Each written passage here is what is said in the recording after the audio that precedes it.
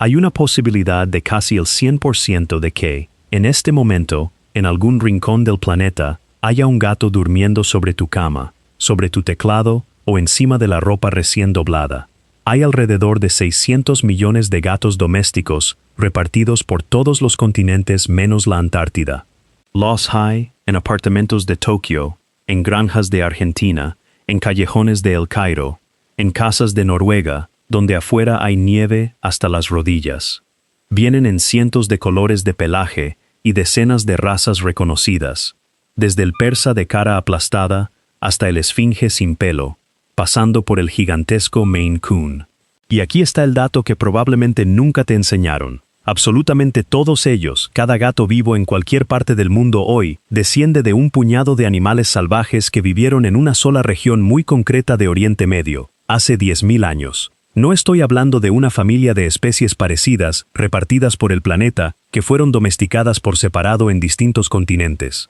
Estoy hablando de un origen único, rastreable, con nombre y apellido genético, que la ciencia tardó años en confirmar porque, durante mucho tiempo, la respuesta obvia resultó estar completamente equivocada. Quédate hasta el final, porque vas a descubrir que tu gato no fue domesticado por nadie en el sentido en que lo entendemos normalmente. Fue el propio gato quien decidió mudarse a vivir contigo. Y toda esa historia sigue escrita, letra por letra, dentro de su ADN.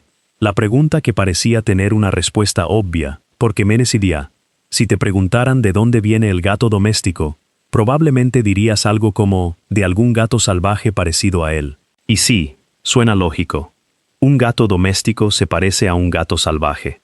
La familia de los félidos silvestres tiene alrededor de 37 especies vivas repartidas por el mundo, y muchas de ellas, a simple vista, podrían pasar por primas cercanas del gato que tienes en casa.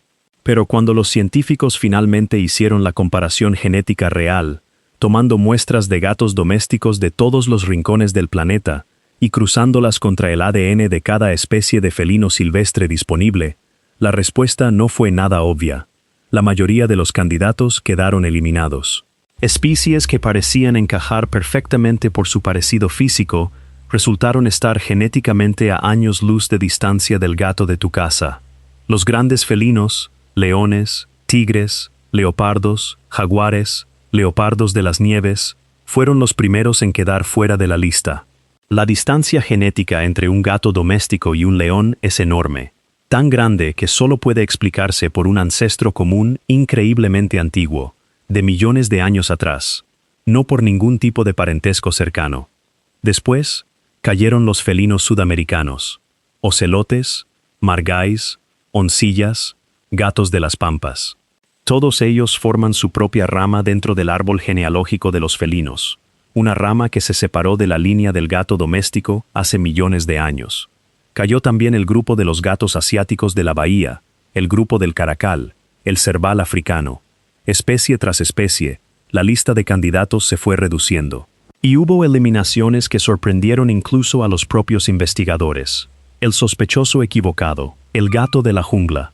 Durante mucho tiempo, se pensó que el gato de la jungla, una especie de tamaño mediano que habita en el sur y sudeste de Asia, podía ser el antepasado del gato doméstico. La teoría tenía sentido a primera vista porque esta especie estuvo históricamente asociada con sitios arqueológicos del antiguo Egipto, la civilización que todo el mundo relaciona instintivamente con los gatos. Pero el análisis genético demostró que el gato de la jungla estaba demasiado alejado genéticamente para ser la fuente real. El ADN antiguo extraído de restos felinos hallados en yacimientos egipcios confirmó algo revelador. Los gatos que convivían con los antiguos egipcios no eran gatos de la jungla, sino gatos salvajes de Oriente Próximo. El gato de la jungla sí estuvo presente en Egipto, y es posible que los egipcios domesticaran ejemplares individuales de manera ocasional, pero el gato doméstico moderno no proviene de esa especie.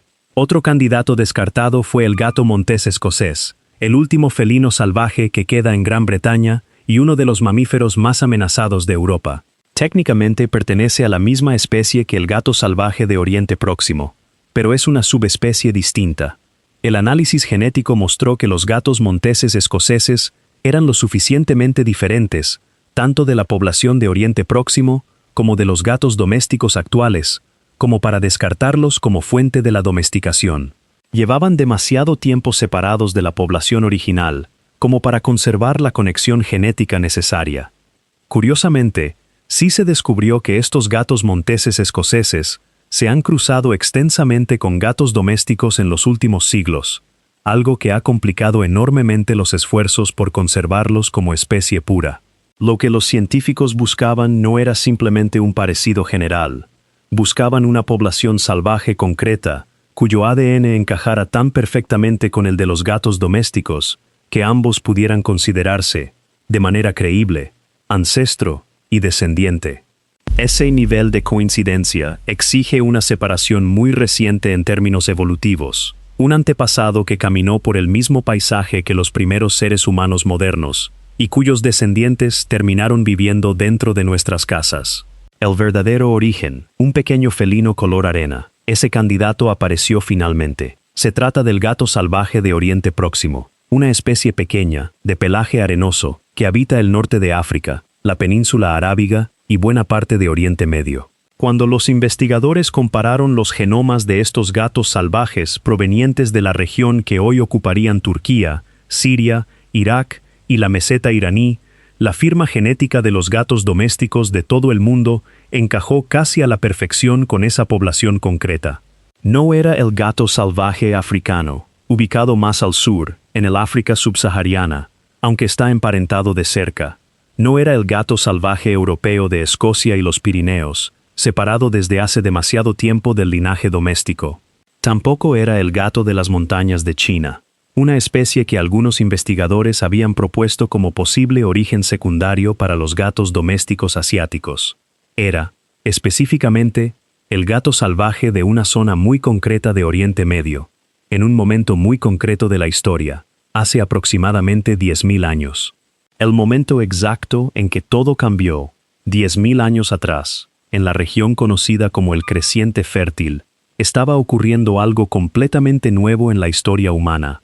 Personas que durante cientos de miles de años habían vivido como cazadores-recolectores nómadas, empezaban a asentarse y a cultivar la tierra.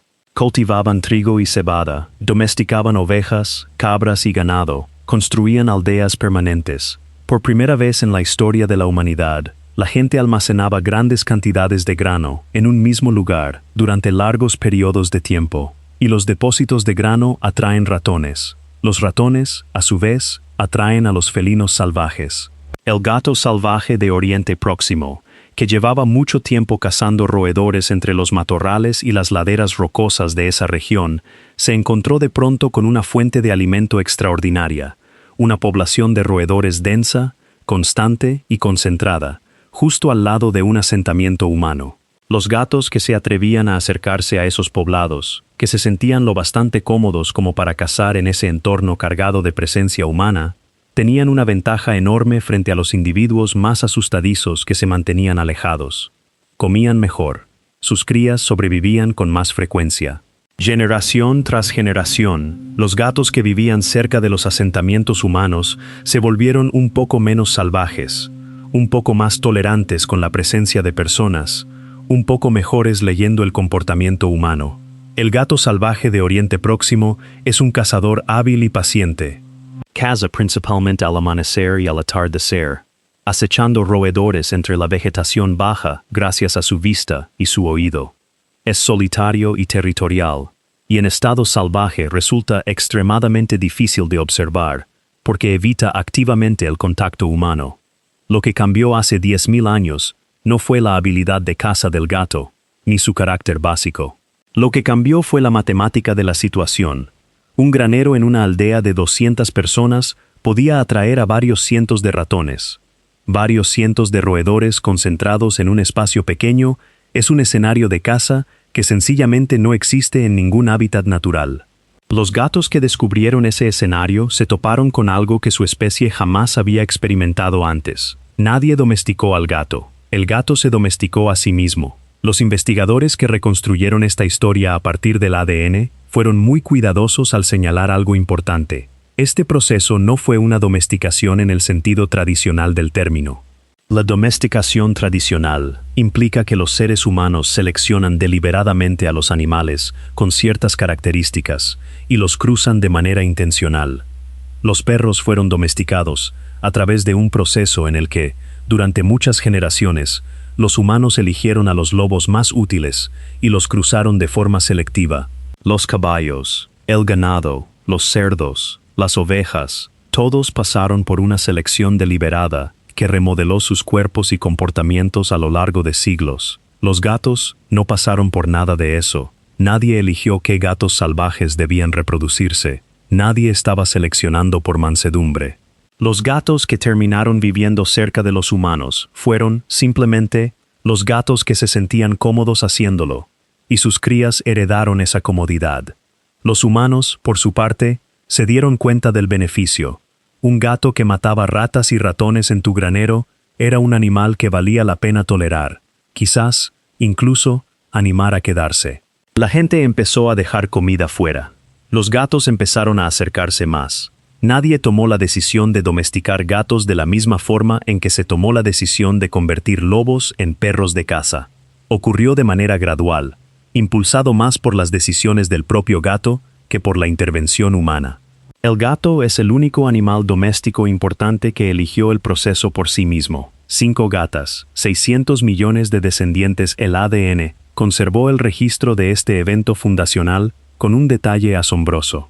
Cuando los investigadores analizaron el ADN mitocondrial de los gatos domésticos, el material genético que pasa sin cambios de madre a cría, descubrieron que todos los gatos domésticos del mundo descienden de solo 5 hembras fundadoras. No 500, no 50. 5 gatas salvajes individuales que vivieron en la región del creciente fértil, cuyos descendientes se extendieron por todo el planeta a lo largo de los 10.000 años siguientes. 5 linajes maternos, 600 millones de gatos. La proporción resulta casi imposible de asimilar. Cada gato que alguna vez ha ronroneado sobre el regazo de una persona, cada gato que ha tirado un objeto de una mesa de un manotazo, cada gato que ha sido fotografiado metido dentro de una caja de cartón, remonta su línea materna hasta una de esas 5 gatas salvajes que vivieron cerca de los primeros asentamientos agrícolas de Oriente Medio.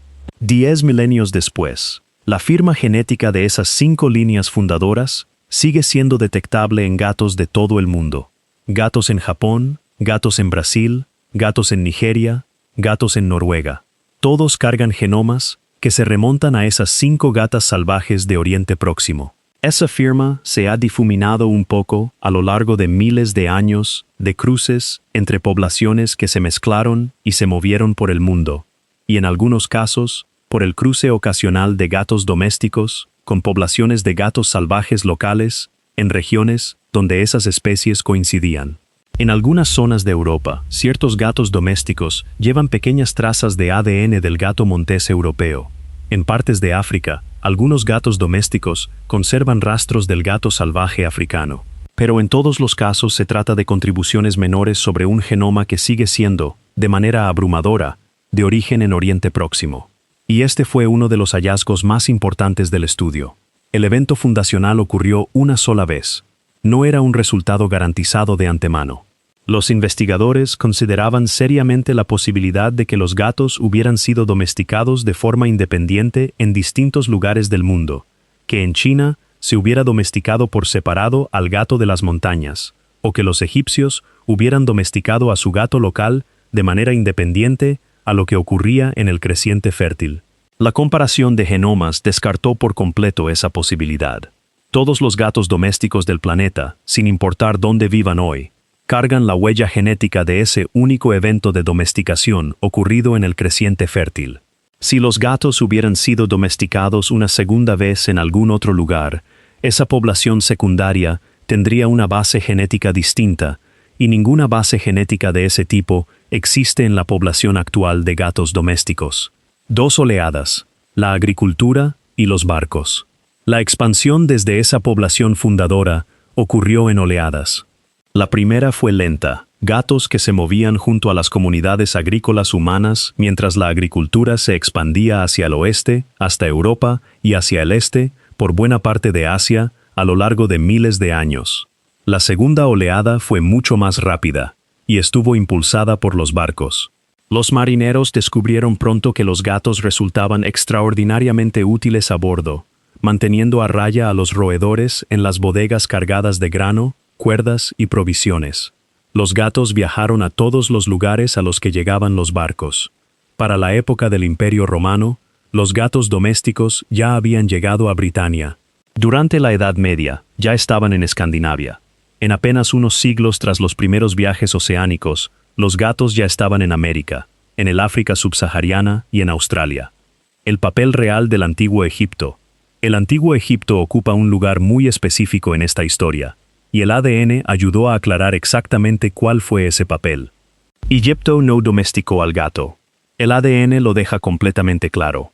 Para cuando la civilización egipcia empezaba a desarrollarse, los gatos ya llevaban miles de años viviendo junto a comunidades agrícolas en el creciente fértil. Lo que Egipto sí hizo fue amplificar. Los egipcios elevaron a los gatos a un estatus cultural y religioso sin precedentes en el mundo antiguo. Se les asociaba con la diosa Bastet. Matar a un gato, incluso de manera accidental, era considerado un delito grave. Millones de gatos fueron momificados como ofrendas religiosas, y se han excavado auténticos cementerios felinos en Egipto, que contienen cientos de miles de animales conservados.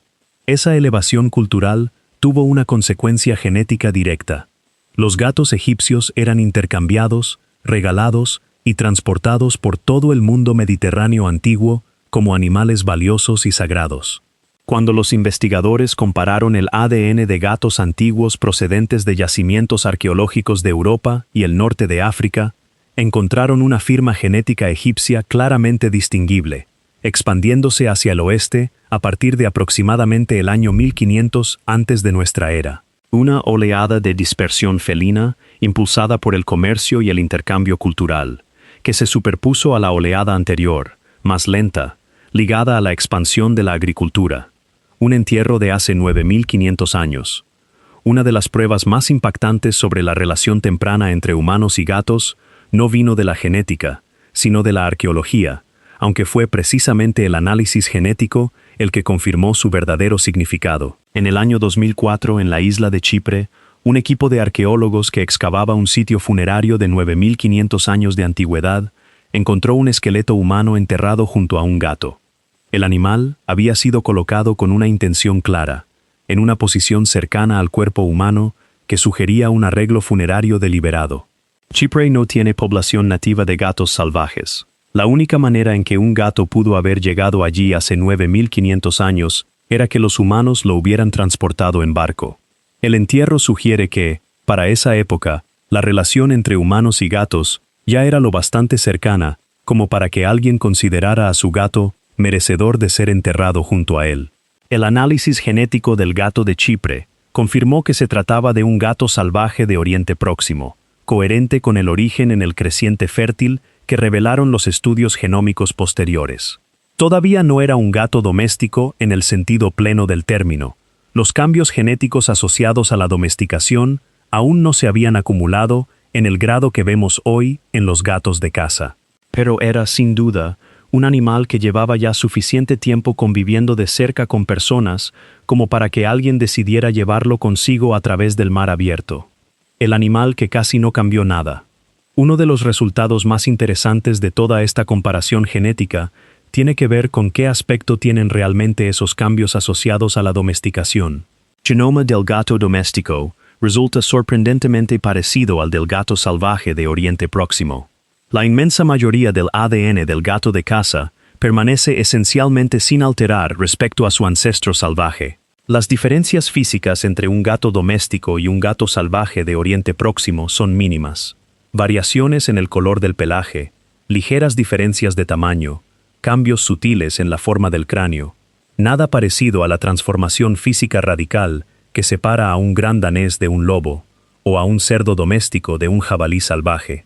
Los cambios que sí se acumularon se concentraron en áreas muy específicas. Los genes relacionados con las respuestas de miedo y agresión muestran modificaciones claras. El gato doméstico reacciona con menos intensidad ante estímulos desconocidos que su ancestro salvaje, y está más dispuesto a acercarse en lugar de huir.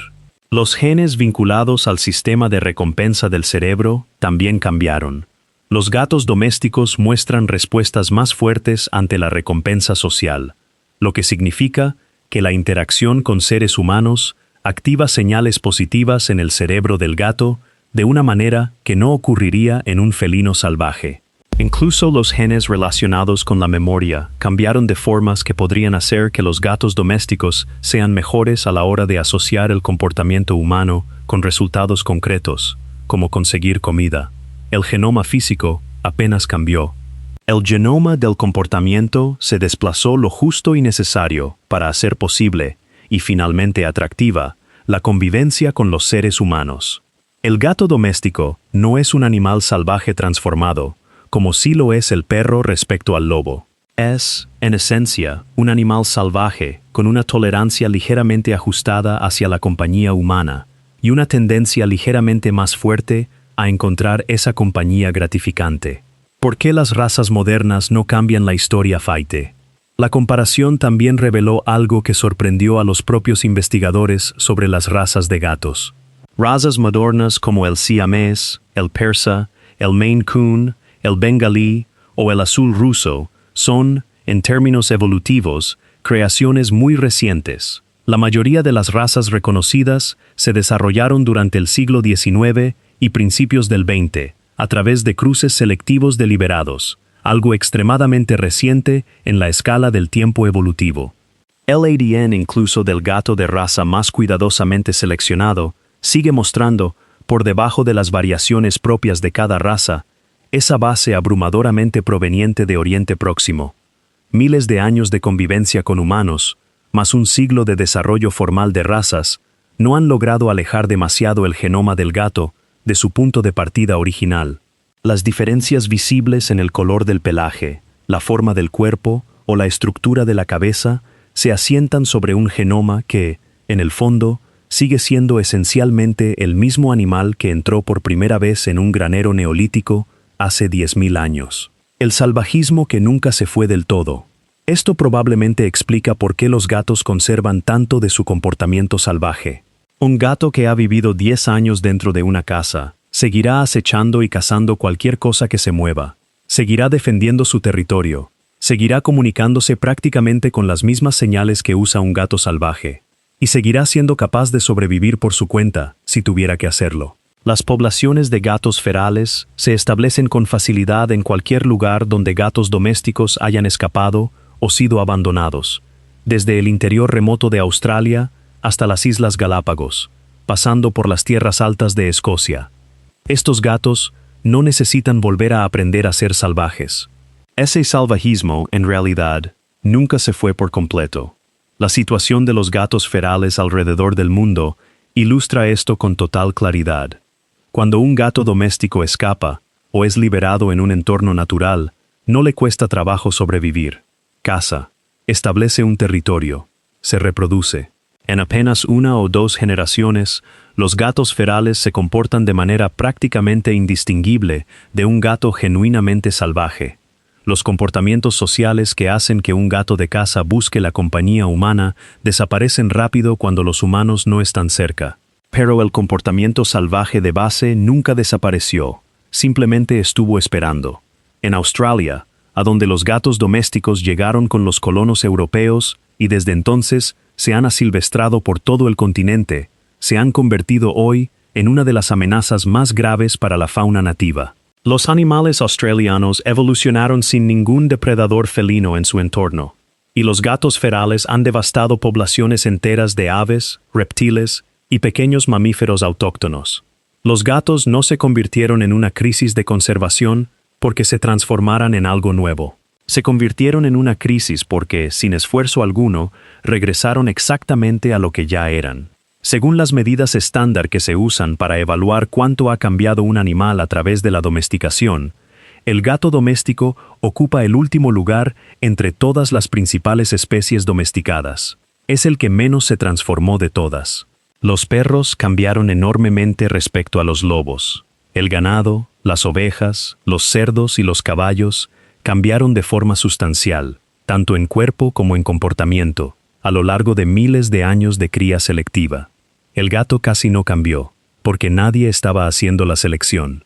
Los gatos que terminaron viviendo en hogares humanos se seleccionaron a sí mismos, eligiendo el entorno que mejor les convenía, y llevaron con ellos, prácticamente intacto, casi la totalidad de su genoma salvaje. Hay algo que vale la pena detenerse a considerar en la conclusión de toda esta investigación. Los científicos se propusieron encontrar un ancestro claro, y lo encontraron. Pero el proceso de encontrarlo reveló hasta qué punto la respuesta resultó ser precisa. No se trataba simplemente del gato salvaje de Oriente Próximo como categoría amplia, sino de una población concreta, en una geografía concreta, en un momento concreto de la historia. El ADN funcionó como una especie de marca de tiempo. No solo registró qué animal fue el ancestro, sino aproximadamente cuándo comenzó esa relación, cuántos individuos fundaron la población doméstica y cómo se dispersaron sus descendientes a partir de ahí. 10.000 años de historia felina, codificados en el genoma de cada gato atigrado que hoy duerme sobre cada sofá del planeta. Un solo felino salvaje, una sola región, un único momento de la historia en el que los graneros, los roedores y un pequeño depredador de color arena coincidieron en el mismo lugar, al mismo tiempo. La comparación de cada especie de felino salvaje sobre la Tierra frente al gato doméstico produjo una sola respuesta, y esa respuesta resultó ser una dirección exacta: las aldeas agrícolas del antiguo Creciente Fértil, hace 10.000 años, donde 5 gatas salvajes tomaron, sin saberlo, una serie de decisiones que hoy se traducen en 600 millones de sus descendientes viviendo dentro de casas humanas. Así que ahora dime tú, ¿tienes un gato en casa? ¿Sabías que prácticamente todos los gatos del mundo comparten el mismo origen exacto, hasta la misma región y las mismas 5 gatas fundadoras? Cuéntame en los comentarios de dónde es tu gato, cómo llegó a tu vida, y si alguna vez imaginaste que detrás de ese animal que se sube a tu mesa y tira tus cosas al suelo, había una historia de 10.000 años esperando ser contada. Y si este video te hizo mirar a tu gato con otros ojos, suscríbete al canal para no perderte la próxima historia oculta detrás de algo que dabas por hecho. Nos vemos en el siguiente video.